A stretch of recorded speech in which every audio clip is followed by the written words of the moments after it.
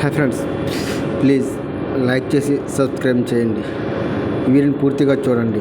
ఈ వీడియోని పూర్తిగా చేయడం వల్ల ఈ వీడియోలో ఉన్న విశేషం ఏంటో మీకు తెలుస్తుంది ఫ్రెండ్స్.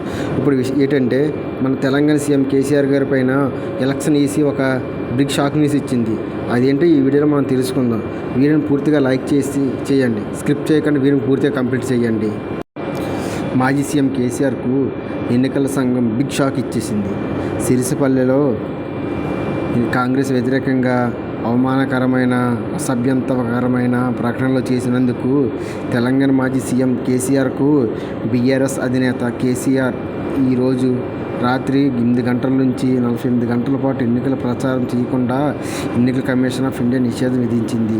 అదే కాక మాజీ సీఎం కేసీఆర్పై ఇటీవల కాంగ్రెస్ ఎన్నికల సంఘానికి ఫిర్యాదు చేసిన విషయం తెలిసింది.